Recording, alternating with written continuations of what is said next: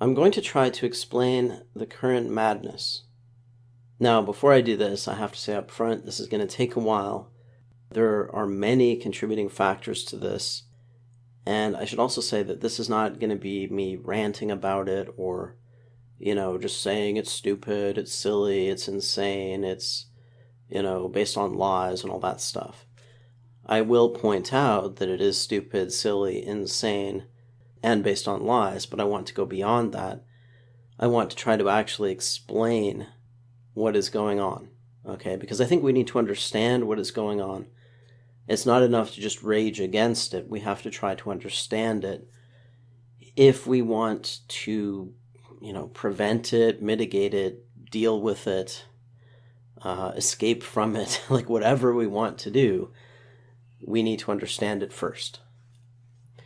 Okay, so anyway, I'm going to start with the incident. I'm going to briefly go over that, and then I'm going to go through what I think are the reasons for this mass insanity.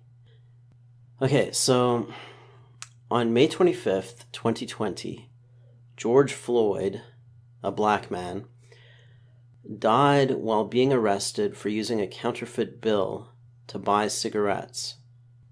I'm sure most of you have seen the video recording of this incident, right? To me, it looks like a pretty clear case of excessive force and negligence. Now, the force is not that excessive. They didn't beat him up. They didn't, it's not like the Rodney King thing where they were beating on him or anything like that. And it doesn't really seem to be motivated by hate. It seems to be motivated more by indifference or callousness or just, I don't know. The guy doesn't seem to care or be aware of what's going on, but it doesn't look good to me. Okay, I don't think that's how police officers should act. I don't think that's how they should execute their duty, how they should use their authority. I think that is an abuse of their authority. I just want to get that out of the way because I think it's good to point that out. I don't think it's a super egregious case. I've seen far worse cases. The worst one I've ever seen is a guy in Seattle who got shot because he was walking down the street whittling a piece of wood with a knife, and the police officer, for some reason, told him to drop the knife. Like, he wasn't threatening anybody or anything. And I think the guy was deaf. He didn't hear him. He just stood there, and then the police officer shot him. That's the worst incident of police violence that I have seen. This was, much less clear-cut. But I would still consider this to be excessive force, okay? All right, and negligence, because, if the guy is not breathing, even if he's just saying that as a sort of tactic, even if he seems to be capable of breathing, they could have allowed him, they could have lightened up on him a bit, they could have gone easier on him. Okay, so that incident occurred on May 25th. It is now June 12th, and this has set off a chain reaction of protests and riots and virtue signaling all around the world. Okay, but let's go back to May 25th when it started. It started with this incident which was video recorded and then shared widely both on social media and mass media. One thing that's worth pointing out is that the police officers involved were of different races. 2 were white and 2 were non-white, and there is no evidence that this involved racism. Okay, that's been the interpretation of it because George Floyd was black, but one of the officers was a light-skinned black, 1 was Asian, and 2 were white. Okay, and this happened in Minneapolis. And it happened in a city that had a black police chief and a very left-wing mayor. I probably should mention also that he had fentanyl in his system. Just before I forget, he had fentanyl in his system. He was resisting arrest. He had a pre-existing heart problem. He died of heart failure. He wasn't directly asphyxiated, at least it doesn't seem like that. So I should just mention that as well. Okay, now, I think many people will find it hard even to really understand what I'm going to say now, even though it should be obvious, but I suppose it isn't to a lot of people. And that's one of the problems that we have in the modern world. We have a problem of that our intuitive recognition of significance is very misleading. So this incident really has no significance whatsoever. To anybody other than George Floyd's family, friends, the police officers involved, maybe to the city of Minneapolis as a sign that, they have some bad police officers, they need to train them better, whatever. But this was one death in a country of 330 million people, right? Every year in the United States, I don't know how many, but probably more than 1 million people die, right? And every year in the United States, I don't know how many police interactions there are, but it must be something like 1 million or close to that. It may be more. I don't know. So every year there are an enormous number of police interactions and an enormous number of deaths. And you don't see every police interaction or even every police interaction that took place on that day or in Minneapolis. Like if you wanted to understand the way that the Minneapolis police force operates, you would need to watch to get a representative sample to base your view on. If you're going to look at videos, you would need to see like every arrest made by the Minneapolis Police Department in, maybe on that day or whatever, or a random sample of them taken over a few years. But of course, you're not getting a random sample or a complete sample from any time period. All that most people around the world know about the Minneapolis Police Department is that one video. And also, that was one death out of, I don't know, maybe 10,000 people that died in the United States on that day. So if you're interested in what is dangerous or what kills people or how do people die in the United States, to get a sense of what is relevant, and you wanted to get that information by looking at videos, well, then you would have to watch 10,000 videos of people dying to get an accurate understanding of why people die in the United States. And of course, nobody's doing that. They're looking at one video of one person dying, and they think they know something because they saw something. But what they saw was just one video, one incident that occurred in a country of 330 million people.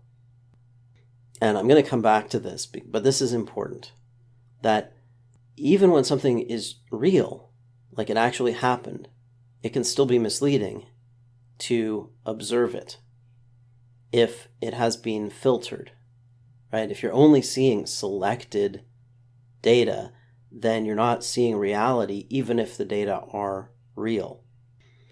Okay, so the result from that one event, from that one incident that has no significance to the world, to the United States, or really even to Minneapolis, has been the biggest crowd mania in history that dwarfs really anything else. It dwarfs the tulip mania, the stock market bubbles and things like. Well, it's hard to compare a stock market bubble to something like this. You could say the housing bubble was a bigger mania in certain ways. It led to this huge financial crisis and all these other problems. But certainly, in terms of the geographical scale and the rapidity of the reaction, and also the depth of the irrationality, just, literal insanity of this, I would say this is the biggest crowd mania in human history. There were mass protests and riots not only in U.S. cities, but in many Western countries. There have been riots in the UK and the United States, and I think in Belgium, possibly in France. There have been mass protests in countries like Canada, I think in Germany. I even saw a protest in Japan. So this has spread around the world, right? Buildings have been burned. Many buildings were burned to the ground in Minneapolis. I am not sure if there have been other major incidents of arson. I think there have been a few in other places. Many people have died. I don't know what the death count is currently. I think it's something like 20. Many, many more people have been injured. An enormous amount of property has been destroyed. Cars burned, buildings trashed, windows broken, stores looted, just a mass destruction because of this one incident. And not only that, this has also produced a virtue signaling cascade that is having political consequences, right? There is a neighborhood in Seattle that has been taken over by these protesters, by anarcho-communists, and turned into a kind of, anarcho-communist. I guess it's a commune. I don't know what you call an anarchist society. It doesn't really have a good term, but a kind of anarchist commune, which is a contradiction in terms. That's why it's hard to describe it. But anyway, it's this weird little thing that they've got going there. And by the way, just as an aside, I used to live there. I used to live right in that neighborhood. I've walked up that street through what is now the Capitol Hill Autonomous Zone at least 1,000 times in my life. I used to walk up Pine to get groceries at Trader Joe's and then walk back down. And, that's my old neighborhood. I know that area like the back of my hand. Every building there is familiar to me. Everything about that place is familiar to me. So it's weird to see that happening in my old neighborhood. But, that's just one example of this. And that's kind of a silly example, but, there are more important radical programs that are being pushed as a response to this. We've seen virtue signaling by major corporations all across the board, and some places are planning to eliminate their police departments or change them radically in response to this. Again, to one incident. And again, one of anything tells you nothing about anything bigger, right? Like one incident really, it isn't data. It's not something you can generalize from.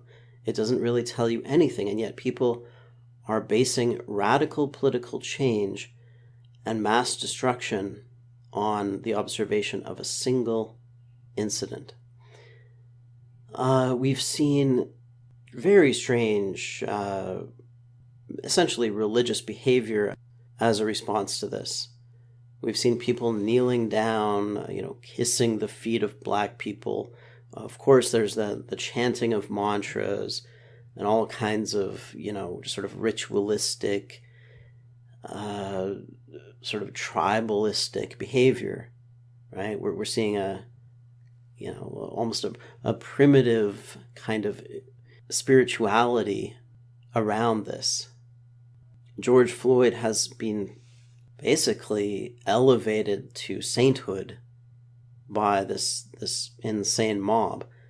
He has been made into a martyr, a Christ-like figure, just because he died, and he was not entirely blameless in his own death. He contributed to his death, and yet he has been turned into a martyr simply because he died under these circumstances, which is just another facet of the overall insanity of this. He was a lifetime criminal. He had been in prison for armed robbery. He had held a gun to a pregnant woman while, I guess, he and his friends robbed her or something like that. He was, at the time this happened, he was stealing, right? He was buying cigarettes with counterfeit money. So the guy was a complete scumbag, a person who makes a negative contribution to society, right? Who has negative value overall to others. Who he's not the guy who keeps the electricity going. He's not the guy who fixes your plumbing. He's not the guy who really makes anything better for people. He cost other people an enormous amount during his life, right? They had to pay for his prison. They had to suffer because of his crimes. They had to support his children that he abandoned, right? So this guy was a scumbag, a net drain to society, and yet they have elevated him into this, saint-like figure simply because he died. So this whole thing is just off the charts insane. And that makes it really important to understand. We need to understand, how did this happen? How did George Floyd's death produce the biggest crowd mania in history? Okay, so we're just getting started here. This is going to take a while. Okay. All right, there were many contributing factors. These are the factors that I think contributed to this crowd mania. Video. Video is an emotionally engaging medium. The bias in the mass media. Social media and virtue signaling. This is really a virtue signaling cascade, right? That's what caused it to go out of control. It is virtue signaling. So if we don't understand virtue signaling, we're not going to understand how these things happen. Anarcho-Tyranny. The governments sided with the mob, basically. The myth of systemic racism. It's the underlying conceptual framework in which this event was interpreted and what gave it moral significance, what gave it this grand significance that allowed it to justify people rioting and looting and protesting all around the world, is this myth. Now, this myth is also nested within a new religion, and I'm going to talk a little bit about that. Also, we have the overproduction of the elites. We have a lot of people who have been trained in the colleges and universities to preach and then sent out with no preaching jobs, because the jobs that are out there for them are mostly Starbucks or whatever. We have this growing detachment from reality due to technology and art that I have talked about before. And then finally, people are kind of stupid. And then that's just, we have to accept that people are not that bright. And if we put them in this kind of environment, they will go crazy. So I guess maybe instead of just saying people are stupid, I should say biological mismatch, right? That this is not the environment that our brains evolved to deal with, and so they're not dealing with it very well. So there are all these things going on, okay?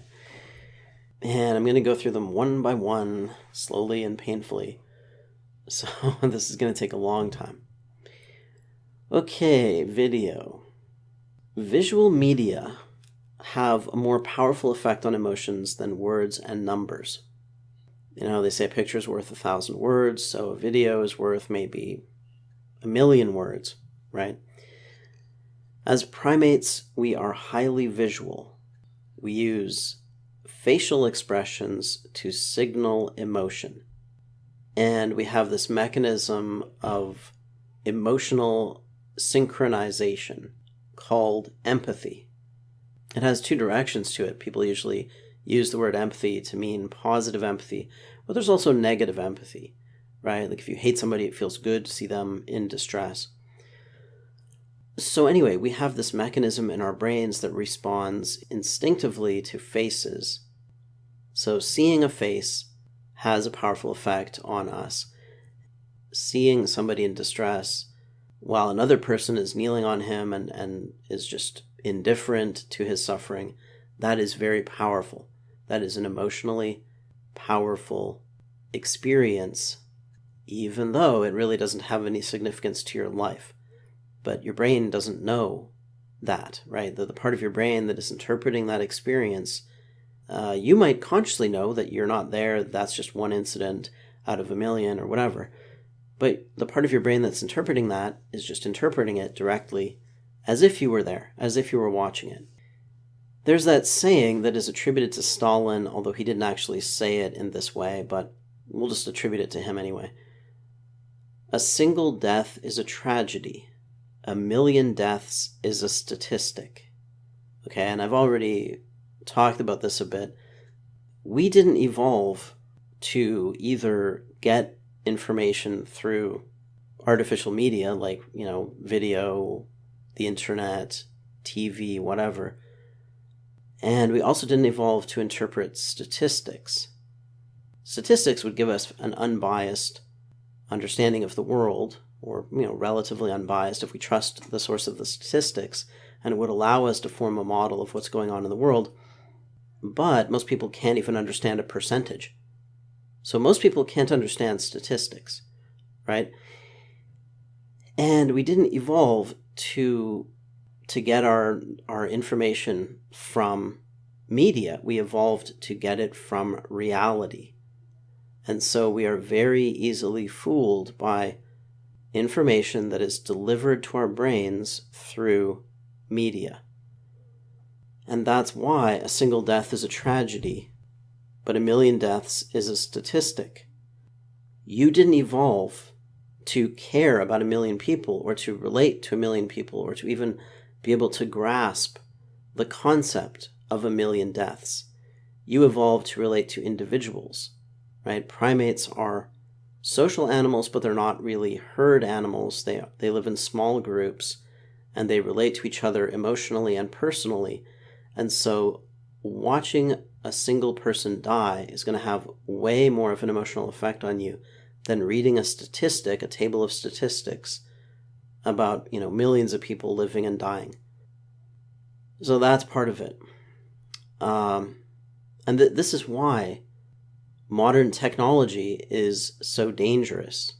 This is creating a very big risk of mass insanity, because it's making us delusional, right? People are extremely deluded about reality. They have no idea what is going on in the world, but they think they do because they have had all these fake experiences, right? And it doesn't matter whether it's a movie watched that was entirely fictional or a video of something real. It's still fake because it was selected. It's biased, right? It didn't get to you from the event itself. You weren't standing there watching it. You got the information through some medium that selected it and filtered it and so on. And in the past, and I probably should do something separate about this because I don't want to go off on too much of a tangent here, but in the past, the larger scale culture, the culture of countries, of civilizations, and so on, was mostly based on words.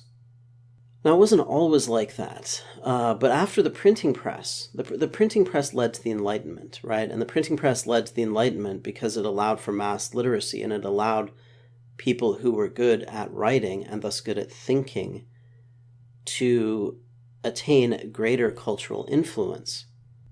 But now we're going into a period in which words are not that important. What matters are images.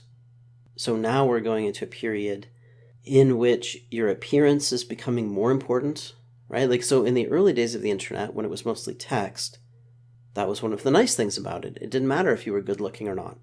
Well, now it really matters, right? If you're a cute girl, you could just do a little dance in front of a camera and say like, okay, boomer, or whatever, with a Bernie Sanders shirt on, and you're famous. And so now influence is largely based on the ability to manipulate emotions through visual media. But that really is a bigger topic. Okay, mass media. With a very few exceptions, well, Fox News, Tucker Carlson being the only major exception that I'm aware of, the mass media are highly ideological and biased toward the left.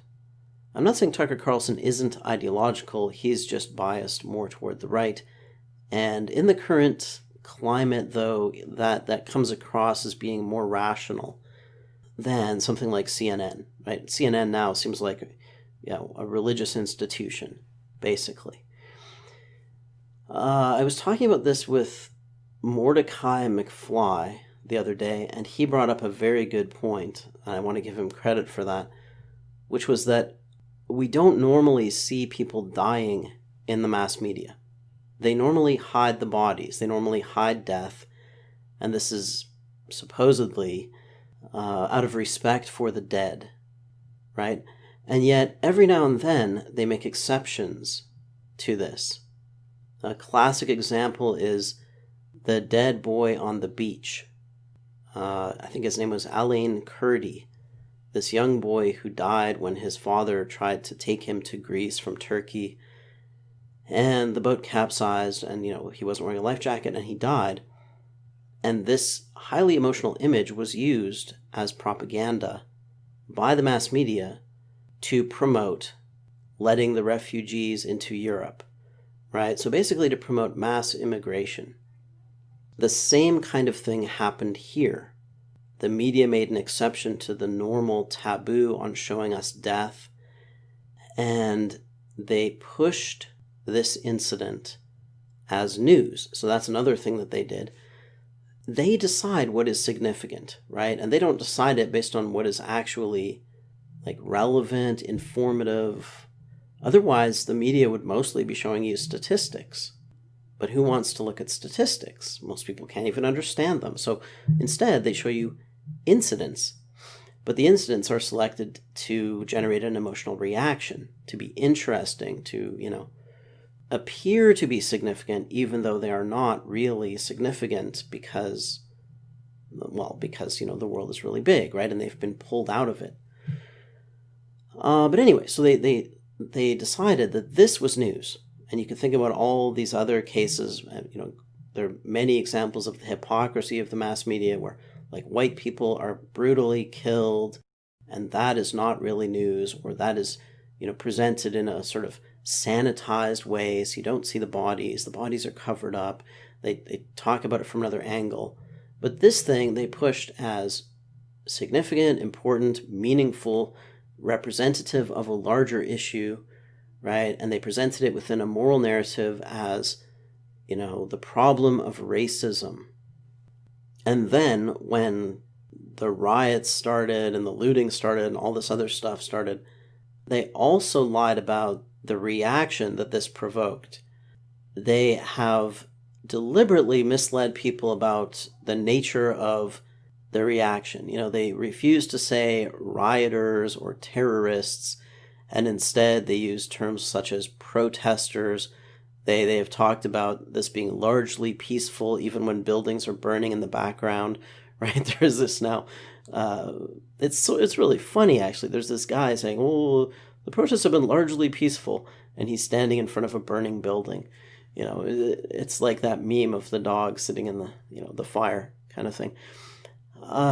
So not only did they promote this incident as this moral exemplar, this, morally charged, socially significant issue, then when it produced chaos, destruction, death, etc., they have downplayed that, they have lied about it, they have covered it up, or just, selectively presented it in a misleading way.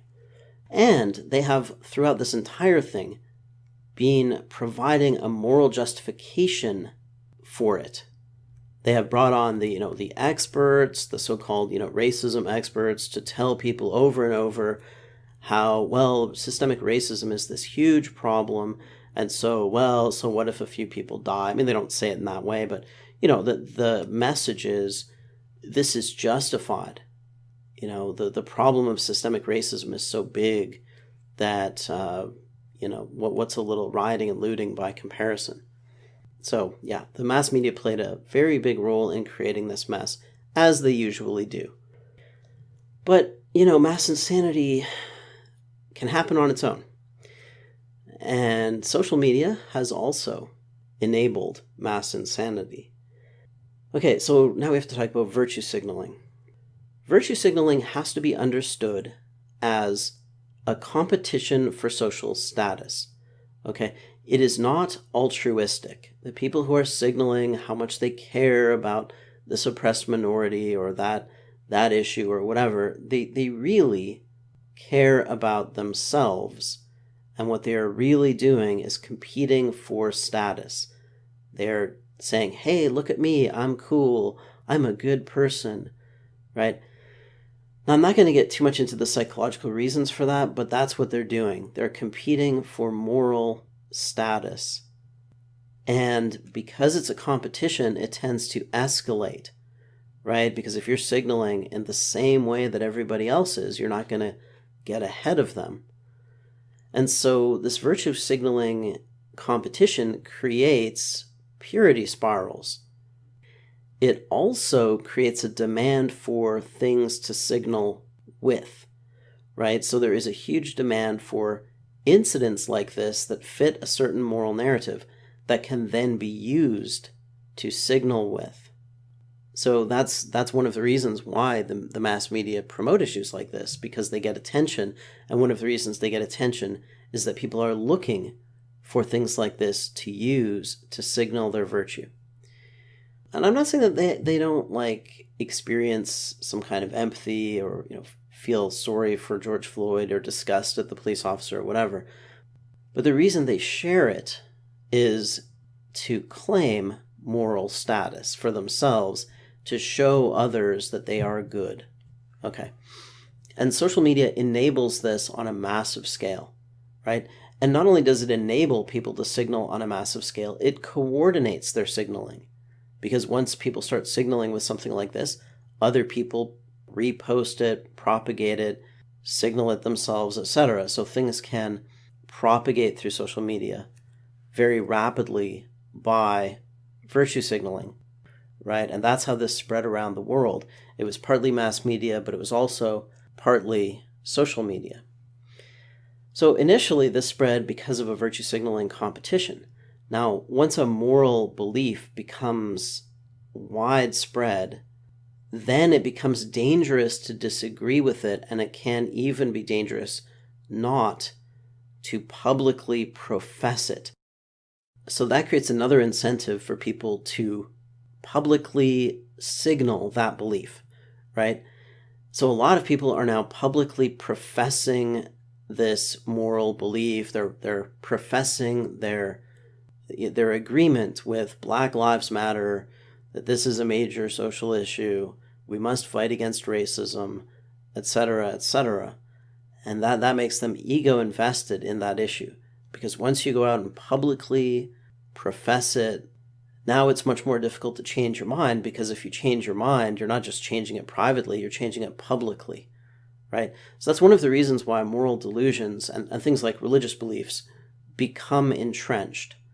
They become entrenched once people publicly profess them on a large enough scale, and then they just propagate by conformity, right? People just go along with them because everybody else is doing it, so I have to do it too, right? So this becomes what you could call a moral tyranny, where this moral belief is imposed on everybody. If they don't signal it, if they don't believe it, they are socially punished. And we're getting to that point, not just with this, but with the larger myth of systemic racism. Okay, another contributing factor is anarcho-tyranny, which is basically the government or the state. But in the modern world also, I would include big corporations in this as part of the power structure, establishment power structure, siding with criminals, basically. So you have the powerful, that's the tyranny, taking the side of the mob, and that's the anarchy. And we've really seen that in this. This has been noticed for quite a while, but this is getting to the point where it's absurd. Like the mayor of Seattle is taking the side of the anarchist commune that kicked out her police force from part of the city, or she told the police force to leave, I guess, and they left, and then these anarcho-communists took over, right? So we saw this from the very beginning. When the riots began, governments in cities such as Minneapolis, Washington, D.C., and Seattle took the side of the protesters morally. They did not morally condemn the riots. And they told the police to stand down. They would not stop the rioting. The police put up a token resistance in certain places, but they did not crack down on it. They generally retreated from it. And of course, this encouraged further rioting and mass protests because it signaled that rioting would not be stopped. that it would be allowed. It would not be punished, right? So if you just say, hey, stealing is not going to be punished, people are going to go out and steal. If you say, oh, don't worry about it, we can burn down a building, you're not going to get punished. Buildings are going to burn. And that's what we've seen. We also saw big corporations giving moral support to the rioters. We saw celebrities giving moral support and money to the rioters, like paying for them to get bail and stuff like that. We saw local governments letting people go without charges after being arrested. So all of this sent the signal to the rioters that you can do whatever you want, right? And, and you're morally justified in doing it. So why would we be surprised that they kept doing it? So that caused this whole thing to escalate. And we've seen, the governments going even further in the wake of this. Minneapolis is now going to disband its police force and replace it with some, I don't know what. And like I said, Seattle has allowed anarcho-communists to take over a neighborhood and run it however they choose. So and we saw Trump condemning the rioting, but as usual, doing nothing. And a lot of the Republicans have just gone along with the crowd mania and even given moral support to the, so-called protesters. So all of that has, if they had cracked down on the rioting immediately, it would have stopped. But since they didn't, and they gave moral support to it, it has grown. It's just another example of the vacuum of leadership in the West. Right? We don't have governments that actually lead. We have governments that, at best, manage. Okay, the next one is the myth of systemic racism. This is the belief that modern Western societies oppress non-whites and that whites are responsible for historical oppression. In very simple terms, it is just the belief that whites are bad, that whites, are responsible for all the bad stuff in human history, and that they have this privileged position in the modern world because they stole everything and they oppressed people and blah, blah, blah, blah. Now, this myth has been created basically by indoctrination and censorship. It has been created by indoctrination in the education system, the news media, and entertainment, right? Like, when have you seen a black villain in a TV show or a movie? Well, maybe every now and then you see them, but it's not very common. The noble black person or the oppressed black person is much more common. There is a systemic bias in favor of blacks in media, in education, and facts about things like crime rates have been hidden by censorship. There's a huge bias involved in creating this myth. And I think that the original justification for it was that perception creates reality. And you don't want to encourage people to be bigoted or prejudiced against people of other races.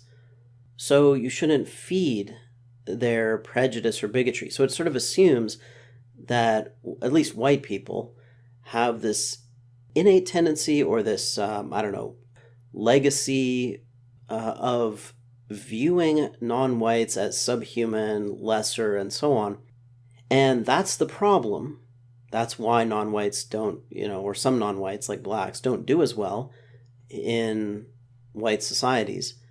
And that problem can be fixed basically by psychological manipulation, by changing the minds of white people, and not by rationally persuading them, but by indoctrinating them into viewing blacks as good. And so that's the underlying justification for it. And it's been going on as long as I've been alive, but it's been getting, stronger over time. It's been getting more and more biased over time. This myth that there's this pervasive problem of racism is based on faith. It is not based on evidence. It is not based on argument.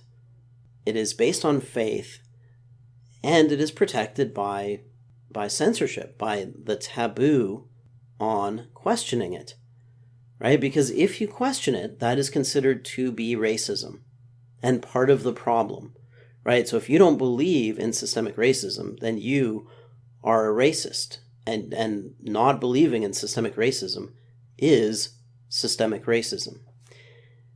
And so it's entirely circular in that way. It has a circular justification. It is justified, it is morally justified as necessary to fight systemic racism, right? Belief in systemic racism is morally justified as necessary to fight systemic racism. And just calling somebody racist is basically equivalent to QED.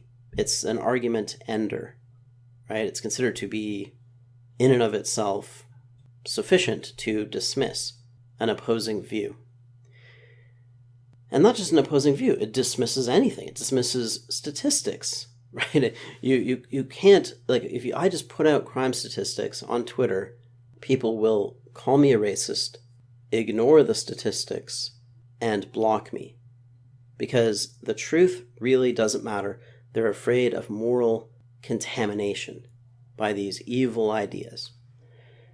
They're afraid. What if I become a racist? If I'm contaminated by these bad ideas, I might become a bad person, right?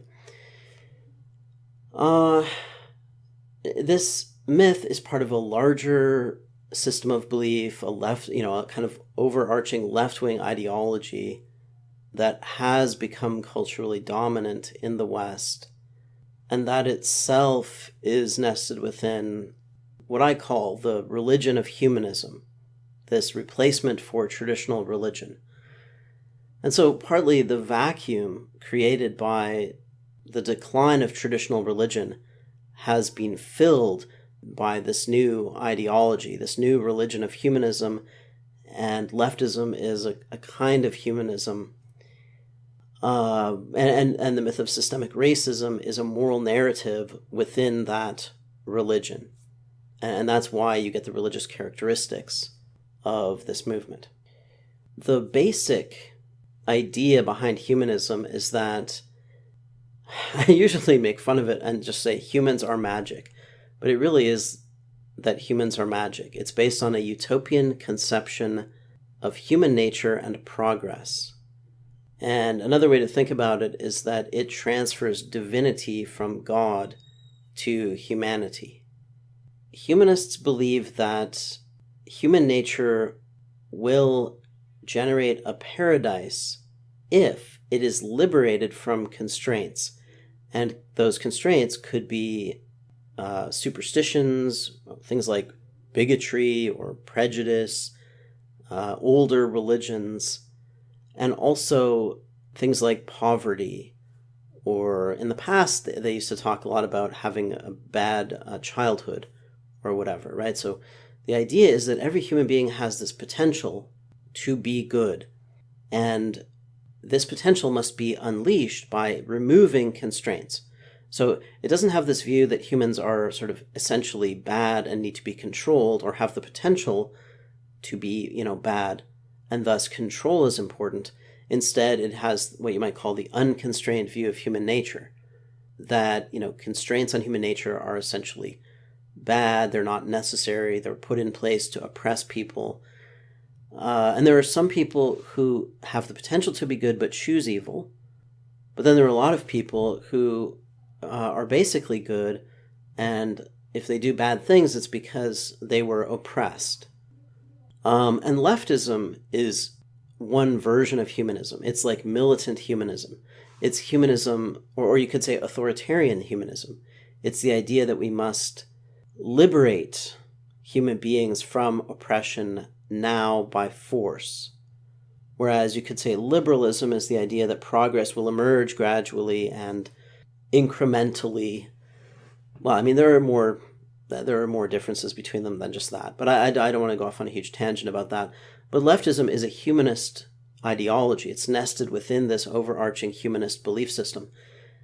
And, people sometimes ask me, why am I interested in Ephilism? Why do I bother arguing with Enmendum or Ephilists? Well, I find Ephilism very interesting because Ephilism has the same values as humanism. And one of the reasons I'm interested in Ephilism is I want to show that humanist values lead to Ephilism if you have a realistic view of biology and physics rather than a magical view.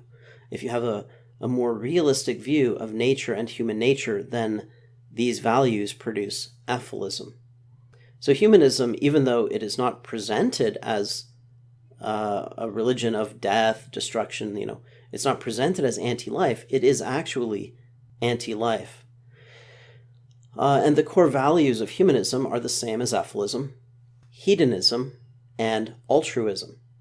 But I'm not going to go into this in depth now because I've talked about it before, and I'm sure I'll talk about it later. This is an ongoing theme of mine, right? But this religion is part of the context in which this occurs.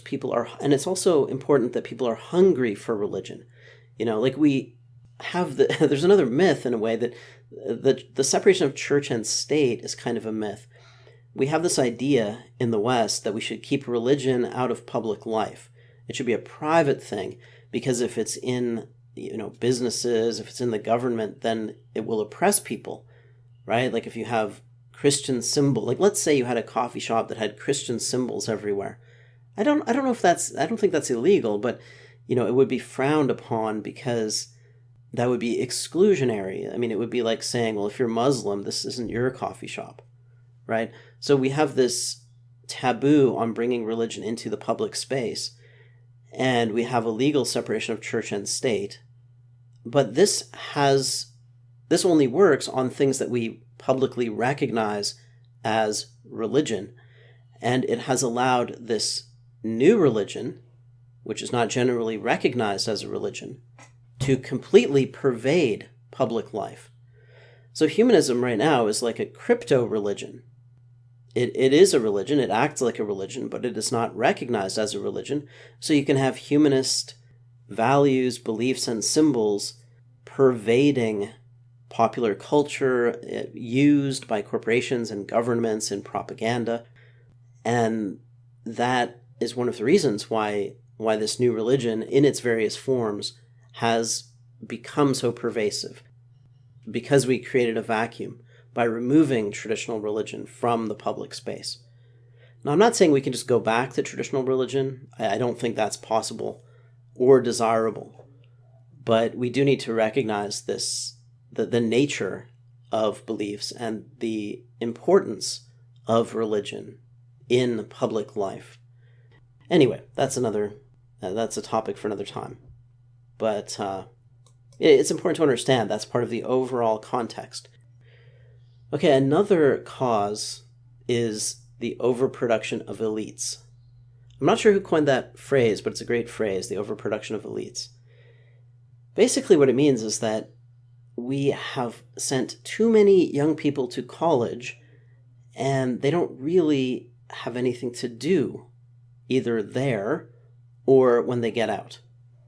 So we have a lot of people going to college and getting useless degrees, and a lot of those degrees are basically social justice or infused with this ideology of social justice. They are taught a biased and simplistic view of history and society, and that's really what social justice is. It's this simplistic moral narrative that would be like a plot for a Hollywood movie. It's like seeing all of human history as some kind of Walt Disney movie. But they're given this as if this is some profound knowledge, deep knowledge, like they've seen through the Matrix. Now they understand that the world is full of injustice. And this makes them feel morally and intellectually superior to those who don't have this training. But when they get out of college, the only job they can get is working at Starbucks or working in a restaurant or something like that. So you have all these priests who've been trained to be priests of this new religion, who come out of their, theology school and they can't get jobs as priests, and they feel like they're superior and they're worthy of, having influence, cultural influence, but they don't have it. And this creates resentment, right? They feel that they're being cheated.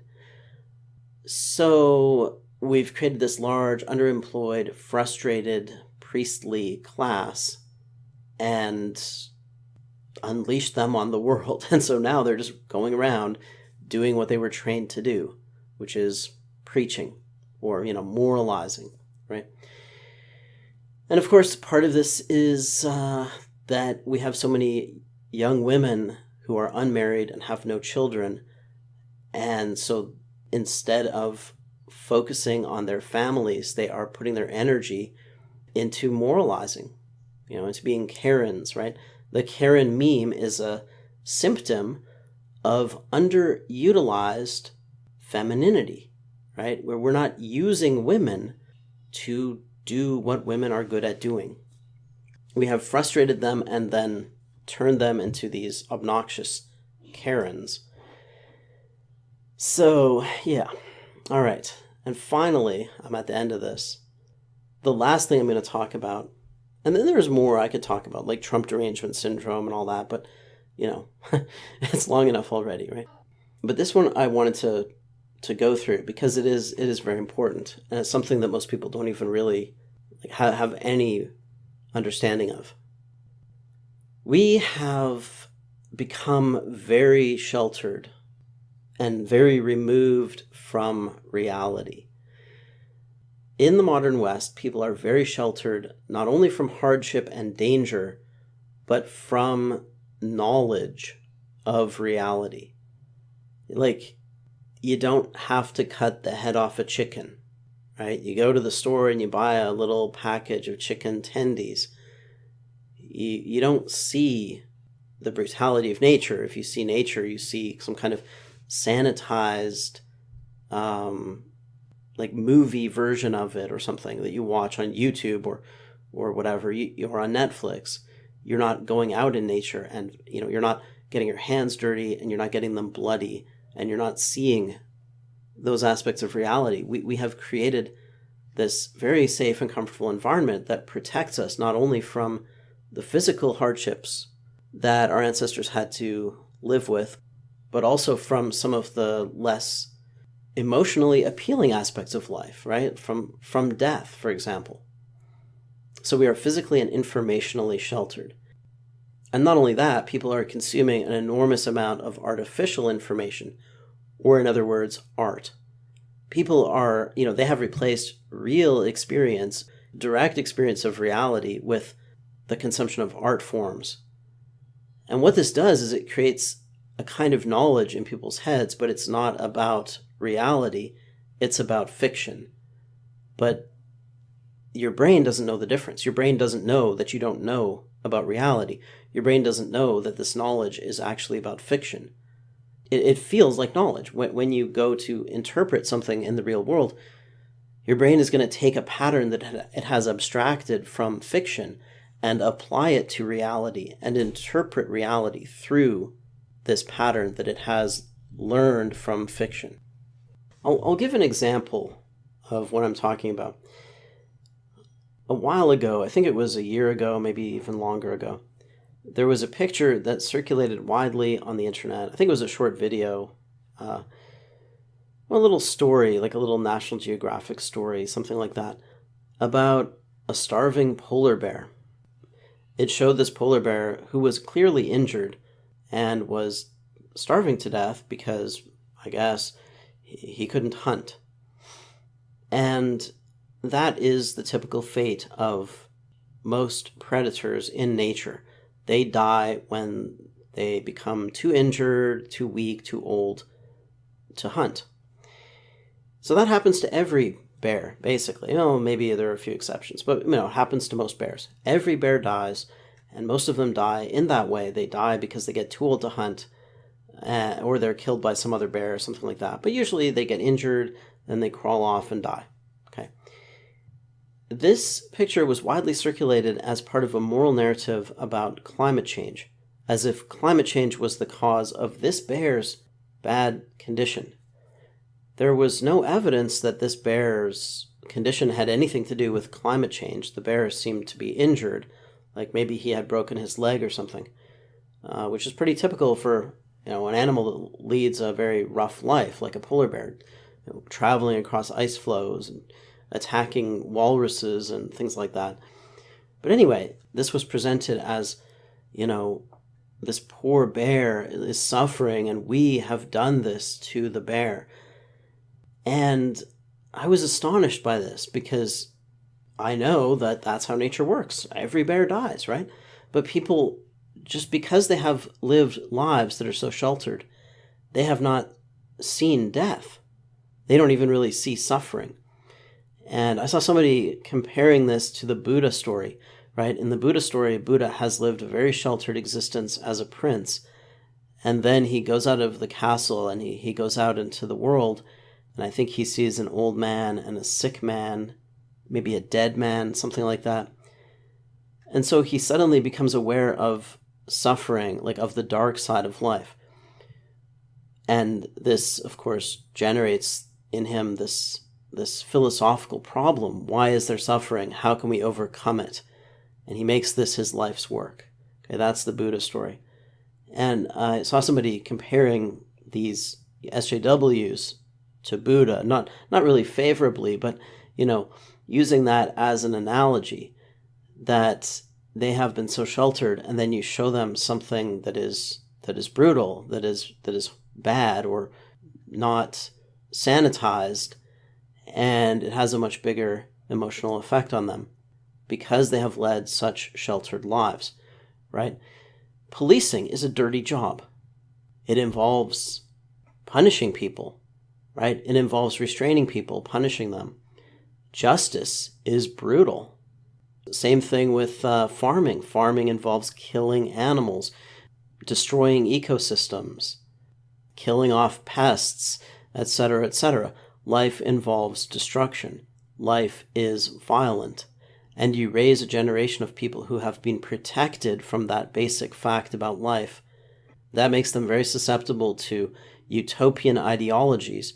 And it also means if you pull back the curtain a little bit and show them something like a man dying or a polar bear dying, that creates a very strong emotional reaction, and they see that as a problem, whereas somebody who has spent a lot of time in nature or a lot of time on the streets is going to see that as just the way life is. The streets aren't kindergarten, police aren't kindergarten teachers. You resist arrest, you might end up dead. Hunting on the ice floes is not kindergarten. It's not a paradise. Every bear dies a tragic death. But these people have been so sheltered, protected from the truth about life, immersed in fantasy worlds, immersed in fiction, and they can't handle reality. They just can't deal with reality. It seems horrible, right? And so they react emotionally against reality, and they want to tear down things like civilization. They want to tear down civilization because civilization isn't nice. But what they don't understand is that nature isn't nice. And if you tear down civilization, you're not going to get a utopia. You're just going to have the boot of nature on your neck. And it's something that I was saying the other day on Twitter, is that the right generally has stood between the left and nature, has protected the left from nature. Police are kind of protecting those, sheltered leftists, latte-sipping leftists from the brutality of crime. And the right-wing farmers are protecting them from having to get their hands bloody, getting their own food, right? They have been sheltered, and the right has sheltered the left. But this has created people who, because they don't see the brutality of nature, they just see the brutality of the right. They see the brutality of civilization, because the brutality of civilization protects them from the brutality of nature. The brutality of the police protects them from the greater brutality of criminals, but they don't see that greater brutality. What they see is the brutality of the police, the brutality of civilization, and they recoil against it. And then also the safety and comfort of modern life, the ease of getting the necessities of life, has focused people onto the competition for sexual and social status. I talked about that in Unsatisfiable Desires, that for a long time, the advance of civilization was, an increase in living standards, an increase in life expectancy, an increase in these things that weren't, at least not immediately, zero-sum. Like, we could all have longer lives, we could all have bigger houses, we could all have more stuff. Now, I'm not saying that every economic problem has been solved. I'm not saying that everybody has everything that they need or want or whatever, but we're not struggling to survive.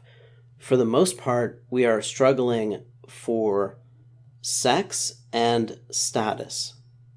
And we're increasingly playing that game in a virtual reality of social media. So modern life has not created this utopia in which everybody is satisfied and relaxed and just kicking back and chilling out. Instead, it has created this intense competition for status and sex.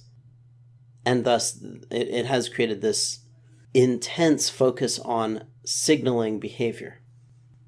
And in this environment, memes can propagate very easily, right? Because people are strongly motivated to signal their virtue, or, basically to engage in this competition for status. It's not all about virtue.